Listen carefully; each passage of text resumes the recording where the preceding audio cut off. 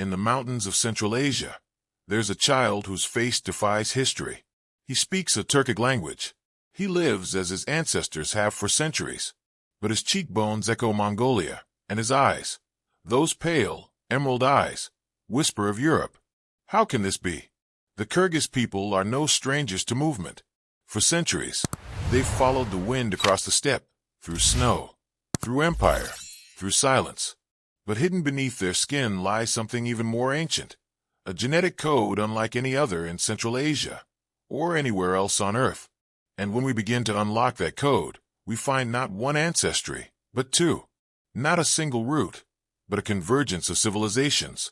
Kyrgyz DNA is a collision site, East and West thrown together, with a force powerful enough to leave a mark not just on culture, but deep in the chromosomes themselves. Scientists call it admixture. But here, it's something more. A record of conquests, migrations, and forgotten alliances carved into blood.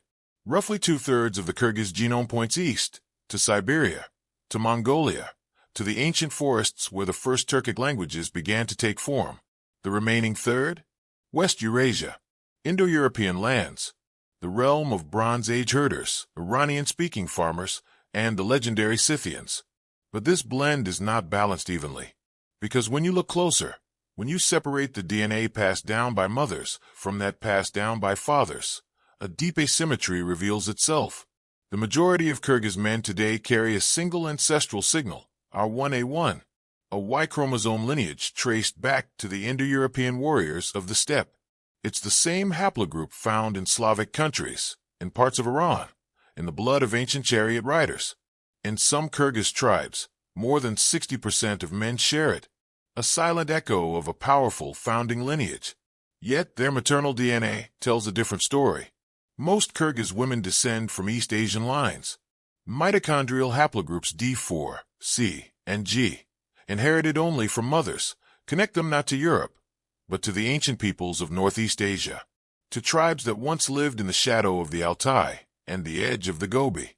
One people, two directions. West in the veins of their fathers, east in the breath of their mothers. How did this happen? What historical force brought these two halves together? And why does the Kyrgyz genome carry this exact signature, when others in the region do not? To understand, we must go back, beyond the maps, beyond the empires, back to the open steppe and the first riders who carried the West into the East. Centuries before the word Kyrgyz took shape, the winds of the Central Asian steppe were already carrying the voices of two worlds. From the West came men on horseback, fierce, fast, and almost spectral in the silence of the plains. They brought with them bronze weapons, burial mounds, and a lineage that would echo for millennia. R1A1. It wasn't a culture. It was a chromosome. This Y-DNA signature, still dominant in Kyrgyz men today, wasn't born in Kyrgyzstan. Its origin lies farther west, among the Indo-European nomads who once thundered across the Eurasian grasslands. The Scythians, the Sakas, the Sarmatians. These were not settlers. They were riders, raiders, whispered legends. And yet, their genes remain, passed from father to son, untouched by time, written into the bodies of Kyrgyz tribes like a tribal memory that never fades. In some regions, it dominates. The Jungle District, for example, carries a 1A1 in over 60% of its male population. But this is no ordinary frequency. It's accompanied by something rare, a narrow band of diversity. Most of these are 1A1 chromosomes, are nearly identical. That suggests a founder effect, a single male line expanding, rapidly, across generations. A forgotten chieftain? A warrior clan that left no name, but left its blood? Yet while the paternal lines run west, the maternal inheritance tells a separate tale, one whispered not by conquest, but by endurance. Mitochondrial DNA, passed down only by mothers, reveals a striking contrast. Here, the East takes over. Haplogroups like D4 dominate. These lineages speak of Siberian forests, of Altaic hunter-gatherers, of women who carried children and culture from the tundra to the Tian Shan. These mothers didn't ride with swords. They arrived quietly, generation after generation, shaping the core of the Kyrgyz people through presence, not power. They came from a world of snow and pine, of yurts and oral tradition. And while their names are lost, their legacy is carved into the cells of every Kyrgyz woman today. This imbalance, west in the Y chromosome, east in the mitochondria, isn't random. It tells a story of gendered movement, of male-dominated migrations, where warriors took wives from the local land, or from far-off conquests.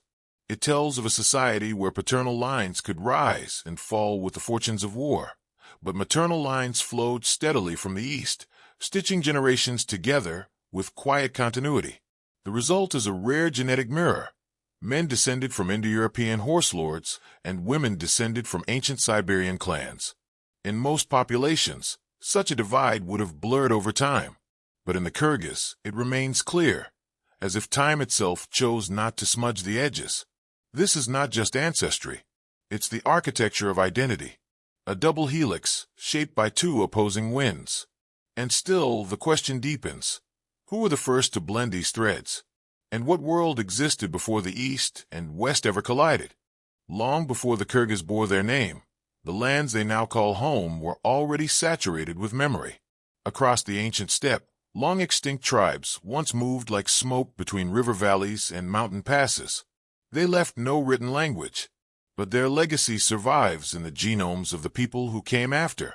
To trace the roots of Kyrgyz DNA, one must pass through the ghost-laden corridors of deep time, to the Bronze Age, when West Eurasia was shaped not by empires, but by migrations. Among the first threads in the Kyrgyz genetic weave are the Western steppe herders, a people whose impact stretched from Eastern Europe to the frontiers of Central Asia. They brought with them domesticated horses, wheeled carts, and a new concept of mobility, conquest over permanence. Their genetic imprint, now detectable in the West Eurasian portion of Kyrgyz ancestry, is tied not just to war, but to transformation. These herders introduced bloodlines that reshaped entire continents. The presence of their descendants in modern Kyrgyzstan is no accident. It is the residue of ancient contact, alliances, rivalries, intermarriage, played out across centuries. But the story doesn't end with warriors. There were farmers, too, and they came from the south. The Bactrian-Margiana Archaeological Complex, or BMAC, thrived in the oases of what is now Turkmenistan and northern Afghanistan. These were not horse nomads. They were settled agriculturalists, architects of walled cities and intricate irrigation systems. Yet fragments of their DNA, Iranian farmer ancestry, now flow through Kyrgyz blood. How did these two worlds meet? Somewhere between the steppes and the city walls, their descendants collided, perhaps in trade, perhaps through migration, perhaps through forgotten wars. But the evidence is clear. Alongside steppe herder ancestry, the Kyrgyz genome contains signals from the BMAC, as if the silent deserts of the south reached up and touched the mountains of the north. There is one more ghost in this convergence, the Darim Basin mummies. Preserved in the dry sands of Xinjiang, their faces seem almost European.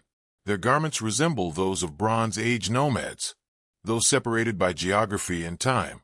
A faint echo of their DNA, just a few %, appears in the modern Kyrgyz genome. A distant whisper from the east, yet unmistakably part of the same ancient dialogue. What does this all mean? That Kyrgyz DNA is not the product of a single fusion, but of multiple waves, layered one atop the other. Steppe herders, oasis farmers, forgotten wanderers from the desert. Each left a trace. None erased the others. The genetic fingerprint we see today is not the signature of a static people. It is a palimpsest, a manuscript overwritten again and again, with each layer still faintly visible beneath the next. In the blood of the Kyrgyz, the past never truly disappears. The rise of the Kyrgyz as a distinct people cannot be understood without facing east, because what entered Central Asia in waves was not just language or power. It was a new genetic current, drawn from the icy forests of Siberia and the river valleys of ancient Mongolia. Sometime between the late Iron Age and the dawn of recorded empires, the first Turkic-speaking tribes began their westward journey. These weren't city dwellers or settled farmers. They were mobile, clan-based, fiercely resilient, born in the harsh frontier where East Asia bleeds into the steppe. From this movement came more than language. It brought genes, markers that now form the largest share of Kyrgyz ancestry. One lineage in particular stands as a monument to these migrations. See M217. This Y chromosome haplogroup, now found in roughly 1/4 of Kyrgyz men, is a genetic heirloom of the Mongolic world. It has been traced across the descendants of Genghis Khan and appears in countless Turkic and Tungusic-speaking populations across Northeast Asia. Its presence in the Kyrgyz gene pool is not symbolic. It is substantial, measurable, undeniable. But unlike the earlier Indo-European influence, which entered from the West, this was different. The East didn't trickle in. It arrived like a flood. The Mongol Empire changed everything. When the Kyrgyz territories came under Mongol control in the early 13th century, it was not through destruction, but absorption. The region was incorporated into the expanding sphere of Genghis Khan with little resistance. What followed was not a genocide, it was a blending. Entire military units, tribal confederations, and migrating families from the Mongol heartland moved into Central Asia. And they didn't leave. The proof lies not only in Y chromosome data, but in subtle patterns across autosomal DNA, genome-wide signatures that reflect a marked increase in Northeast Asian ancestry following the Mongol conquests. This was not a minor historical footnote. It was a major shift. Within just a few generations, the balance of ancestry in Kyrgyzstan tilted sharply eastward. The infusion of genes from the Mongol world transformed the genetic structure of the region, but didn't erase what had come before. Instead, it layered over it. This is why the Kyrgyz genome appears today as a perfect crossroad, carrying Indo-European paternal lines, absorbing Mongol-associated markers, and retaining maternal ancestry tied to older Siberian tribes. Some even carry the so-called Genghis Khan modal haplotype, a genetic cluster found among those believed to descend from the Mongol imperial lineage. It doesn't confirm royal blood, but it does suggest proximity. Proximity to conquest, to alliance, to a chapter of history that redrew the very map of human movement. And yet, the Kyrgyz never fully disappeared into the Mongol Empire. They retained their identity, their language, their tribal structure. What they accepted was blood, and even that, they transformed. Because the East did not simply conquer the Kyrgyz. It became part of them. To understand Kyrgyz DNA, it isn't enough to study their ancestors. You must understand their tribes. Because even today, Kyrgyz society is shaped not by a single identity, but by a constellation of clans, each with its own history, its own legacy, and in many cases, its own genetic fingerprint. Modern genetic studies have revealed a striking truth. The Kyrgyz are not a uniform population. They are a mosaic, where regional and tribal distinctions still echo in the blood.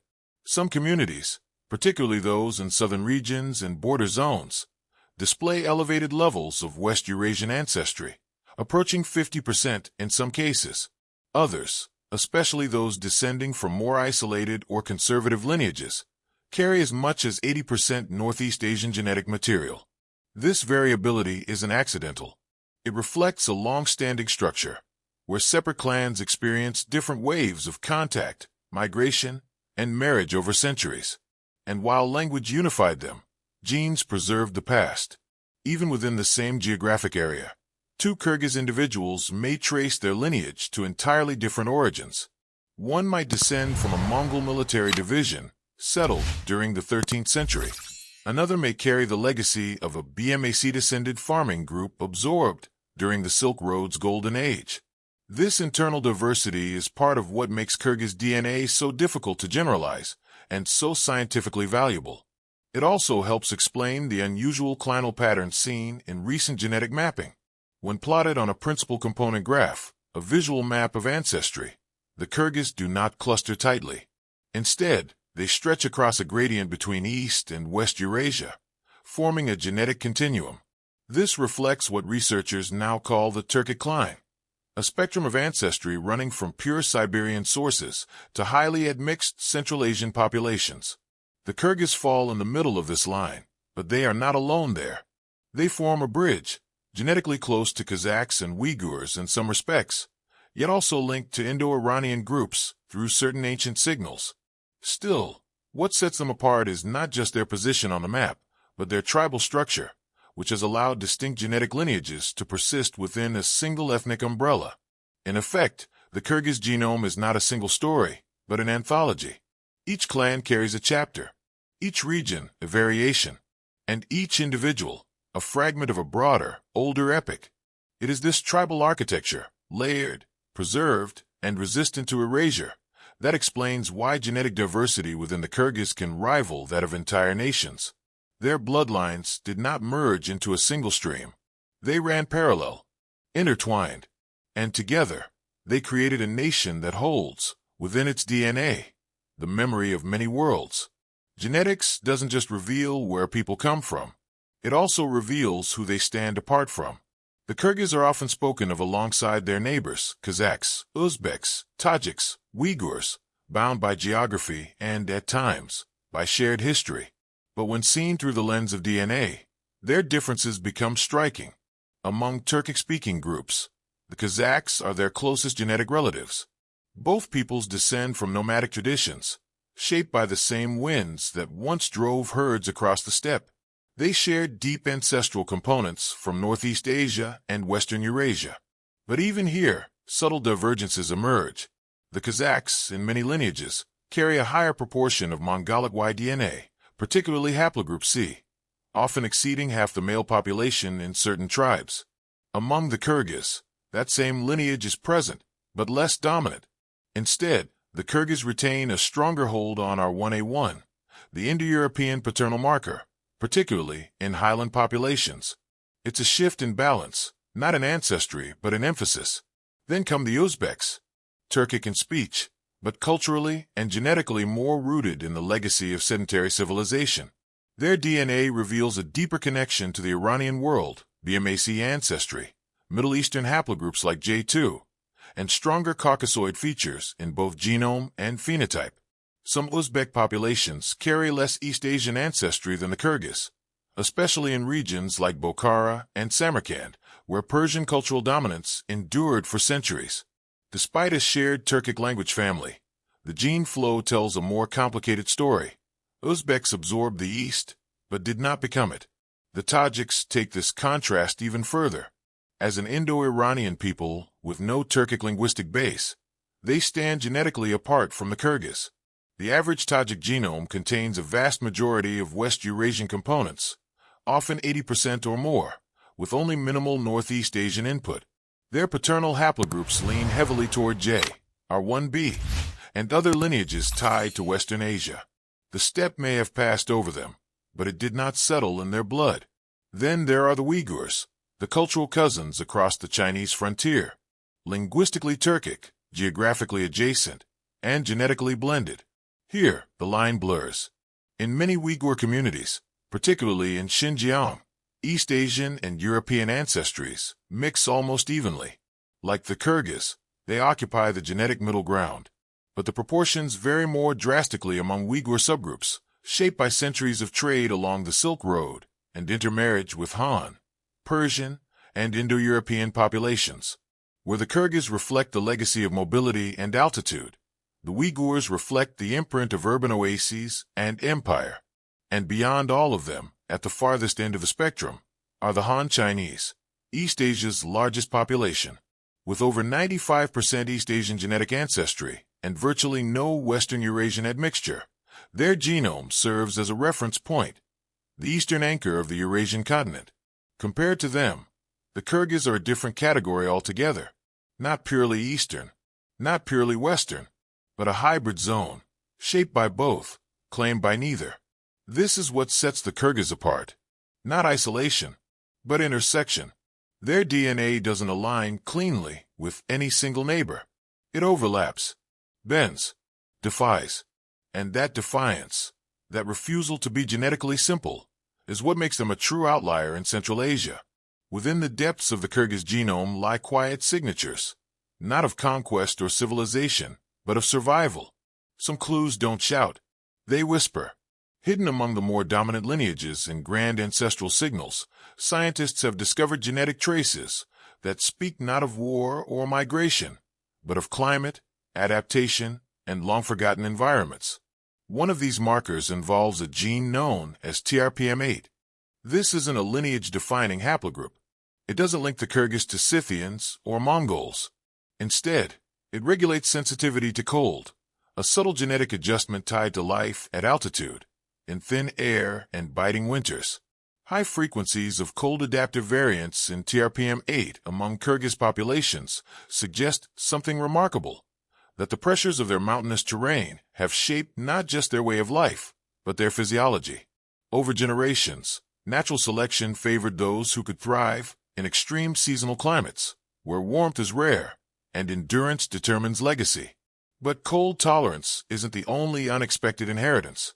Buried within the genome are alleles shared with Siberian peoples, groups like the Yakuts, whose ancestors roamed the icy north long before borders were drawn. These shared fragments don't dominate the Kyrgyz genetic profile, but their presence hints at a deeper connection, a prehistoric kinship that predates language families and national identities. Such links suggest that long before Turkic tribes swept westward, long before Indo-European horsemen carved paths across the plains, the forebears of today's Kyrgyz were already absorbing influences from ancient populations who lived in permafrost forests and glacial corridors. Other surprises emerge in the structure of their mitochondrial DNA, specifically, subtle patterns found in less common East Eurasian haplogroups, like Z and G. Though often overshadowed by more prevalent maternal lineages, these rare clades reveal a genetic intimacy with populations once considered distant or unrelated. Taken together, these details paint a more nuanced picture. The Kyrgyz are not just the product of epic migrations. They are also the heirs of slow, generational adaptation to altitude, to cold, to isolation. Their genome is shaped not only by warhorses and trade caravans, but by the silent demands of terrain. And this makes their story more than historical. It makes it biological, because their bodies remember things that even history has forgotten. In the heart of Central Asia, where mountain passes trace the edges of the sky, lives a people who carry more than memory. The Kyrgyz are not merely descendants. They are a living archive. Their DNA is not a fossilized story. It's an active dialogue, still unfolding. Every generation adds another layer, but the past remains encoded beneath the surface. This is what sets them apart. While many populations bear the imprint of one or two ancestral tides, the Kyrgyz carry imprints from multiple epochs, and they've preserved them with extraordinary clarity. Their genome contains the momentum of the ancient steppes, the rhythm of Silk Road exchanges, the shadow of imperial powers, and the trace of civilizations that no longer exist. It is not the diversity alone that is unusual. Many groups are mixed. What makes Kyrgyz DNA exceptional is how distinctly each layer remains visible. The Indo-European paternal imprint, the East Asian maternal legacy, the Central Asian substratum, the echoes from Siberia, and the Mongol era's genetic wave.